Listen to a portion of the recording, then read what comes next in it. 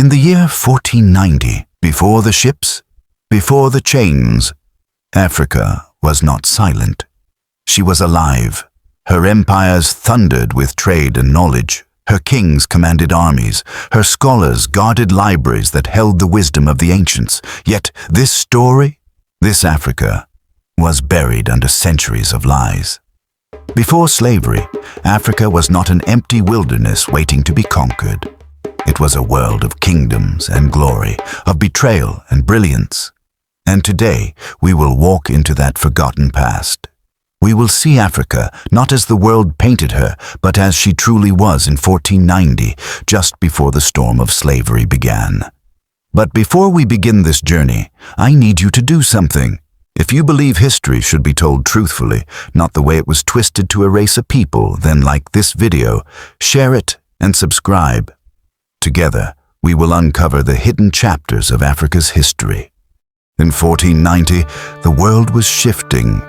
In Europe, kingdoms like Spain and Portugal were arming themselves with ships and ambition, their eyes set on gold, spices, and lands beyond the horizon. In Asia, empires like the Ottomans and the Ming dynasty were thriving, commanding trade routes that stitched continents together. But in Africa, Africa was not silent, nor primitive, nor waiting to be discovered. She was vibrant, she was fierce. She was rich in gold, ivory, salt, pepper, and wisdom. The world knew her, and they hungered for her treasures. Across the Sahara, caravans stretched for miles, carrying gold dust, salt slabs, ostrich feathers, books, and even cola nuts from forest to desert. These caravans weren't small. Some were thousands of camels strong, each step kicking up the red sands of time. The desert wasn't a barrier, it was a highway. And at the end of these roads stood kingdoms whose names still echo in whispers today. Mali, Songhai, Benin, Kongo, Great Zimbabwe. In West Africa, the Songhai Empire stretched wide, the greatest of the Sahelian empires. Its capital, Gao, pulsed with trade. Its universities in Timbuktu and Djenné were not myths, they were real.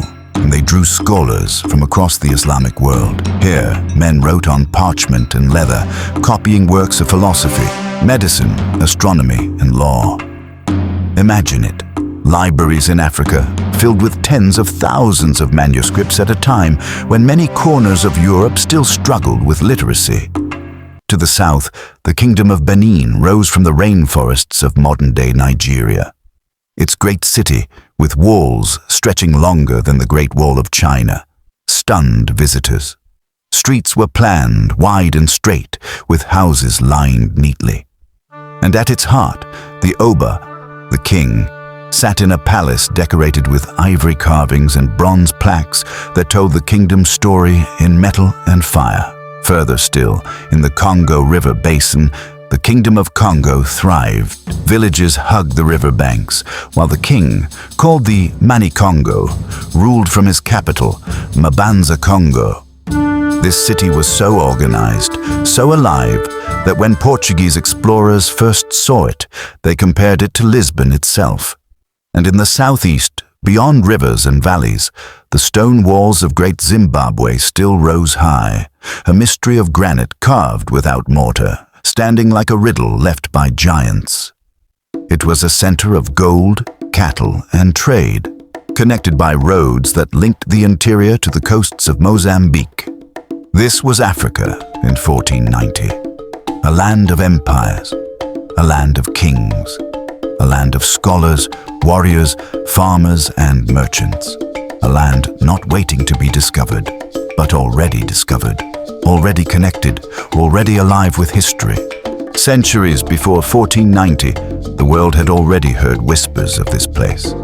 Stories carried by Arab traders who crossed the Sahara and returned home with tales of unimaginable wealth. They spoke of a king who traveled to Mecca with so much gold that it crashed the economies of nations along the way.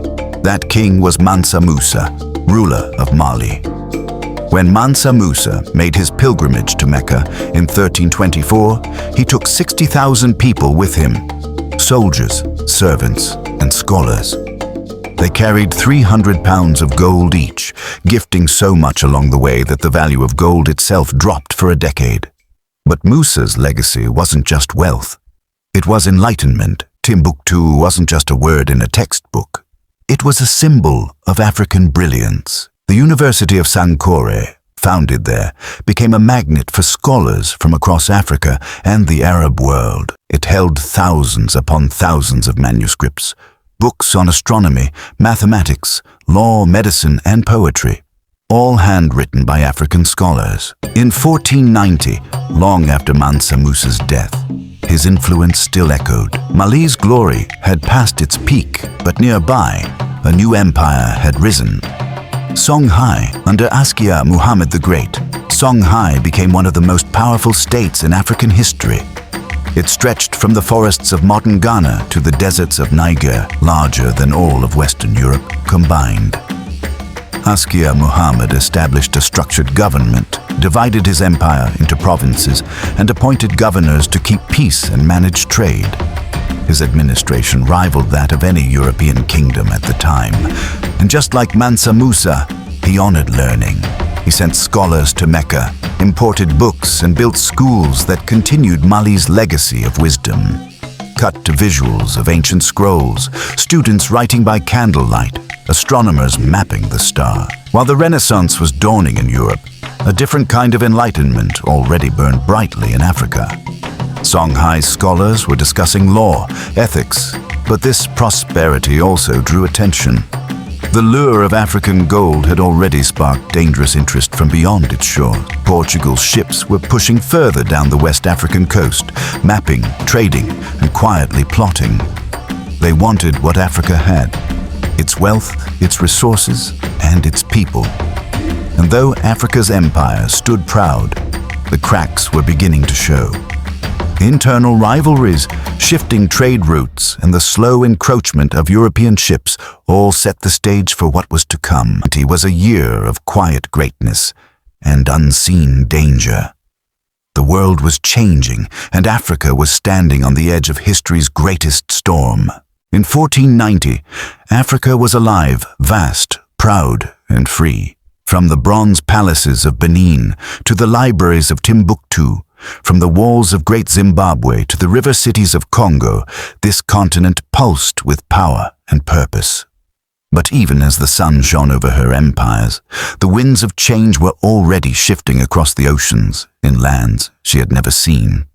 Because somewhere on the horizon, sails were rising. Europe was waking up from its medieval slumber. Nations like Portugal and Spain were growing restless. They wanted more than trade, they wanted control. Gold, ivory, and pepper were no longer enough. They wanted Africa herself. The first to arrive were the Portuguese explorers, sailing down the West African coast. They came with crosses and cannons, offering trade with one hand and taking with the other. At first, they sought cooperation, exchanging European goods for African gold and spices. African leaders, strong and confident in their sovereignty, saw them merely as foreign traders. But behind the polite gestures and smiling faces, a darker motive was growing. By 1492, as Columbus crossed the Atlantic, Africa was already part of a silent competition, a race for wealth, souls, and domination. Trade stations became forts. Friendship turned into dependency. Portugal began establishing strongholds in Elmina, in Luanda, in the Congo Basin. These forts, they said, were for protection and commerce, but slowly they became prisons. The transatlantic slave trade had begun. It started small, a few ships here, a few captives there. But as Europe's hunger grew, so did its cruelty. By the 1500s, Portuguese traders had realized something horrifying, that human lives were the most profitable cargo. And so, they built a machine of exploitation that would run for centuries. Over 12 million Africans would be captured, sold, and shipped across the Atlantic, packed into ships like cattle, shackled together in darkness, their cries swallowed by the sea. The kingdoms that once stood proud, Benin, Kongo, Dahomey, were torn apart by this new trade. Europeans armed rival tribes, sowed chaos, and turned brothers against each other. What had once been a land of trade and scholarship became a battlefield of greed and survival. Africa did not fall in a single day. She was betrayed over time. Empires weakened from within. Trade routes shifted. As Europe's ships came with guns, Africa's swords could not stand against the storm. The Kingdom of Congo, once a shining example of diplomacy, became one of the first to crumble. When the Portuguese arrived, King Nzinga Ankuu initially welcomed Christianity and trade. But his son, King Afonso I, quickly realized the danger. He wrote desperate letters to the King of Portugal pleading for the slave raids to stop. But his words were ignored. The greed was too strong. In West Africa, the once glorious city of Benin faced similar betrayal. Portuguese traders demanded more and more, not just ivory, not just pepper, but people. And when the Obas of Benin resisted, Europe used force. By the 1800s, centuries after those first sails appeared, Benin would be burned and looted by British forces, its priceless bronzes stolen and shipped to museums thousands of miles away. Meanwhile, in East Africa, the same ocean that carried gold and spices now carried slaves to Arabia, India, and beyond. The trade was not only European Arab traders, too, had long captured and sold Africans, but the transatlantic trade, fueled by European empires, industrialized human suffering on a scale the world had never seen. Villages were emptied, families were destroyed. Cultures that had thrived for centuries vanished under the weight of foreign greed. By the time the 17th century dawned, Africa was bleeding. But this story is not only tragedy, it is also defiance, because Africa did not surrender quietly. From the forests to the deserts, countless men and women rose to fight. Warriors like Queen Nzinga of Ndongo and Matamba, who led armies against Portuguese invaders for decades, outsmarting them with diplomacy and courage. Rebellions broke out in every corner in Senegal, Angola, Ghana, and Mozambique. Even those who were enslaved refused to be broken. Across the Americas and the Caribbean, Africans preserved their songs, their faith, their rhythms, turning pain into resilience, memory into power. The African spirit could be chained, but never destroyed. By the time slavery was abolished in the 1800s, the damage was immeasurable. Entire generations had been lost. Economies collapsed.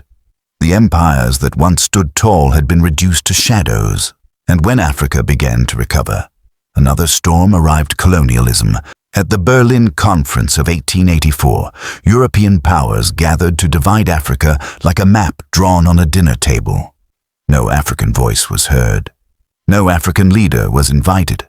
Lines were drawn across kingdoms, tribes, and families, borders that still define the continent today. The same greed that started on the shores in 1490 reached its peak in the 19th century, when Africa was stolen piece by piece, its people enslaved, its resources looted, its stories rewritten. Yet, through all this, through centuries of pain, struggle, and injustice, Africa endured. Today, when we look at Africa, we must not only see poverty or pain. We must see legacy. We must see what was lost and what was never destroyed. Africa was not born from slavery. Africa was not defined by colonialism. Africa existed long before, with empires, universities, science, trade, and faith. Before the ships, before the borders, before the chains. This is the truth they never taught us in school, that in 1490, Africa was already a world power, already connected to global trade, already home to some of humanity's oldest civilizations. And though the centuries that followed tried to erase that truth, history has a way of remembering. So when you hear stories of Africa's suffering, remember her greatness too. When you see images of her struggle, remember the kingdoms that once stood where skyscrapers now rise. And when you speak of the world before slavery, remember that Africa was not silent, not waiting, not lost. She was alive, she was ancient, She was whole. It was the twilight before dawn, a reminder that even in tragedy, truth survives. If this story opened your eyes, if it challenged what you thought you knew about Africa's past, don't let it end here. Hit that like button to help more people uncover the truth that history forgot. Share your thoughts in the comments. Which African kingdom or story should the world remember next? Subscribe to this channel for more forgotten tales, ancient truths, and the real history of Africa that deserves to be told. Because history is not just what happened, it's what we choose to remember.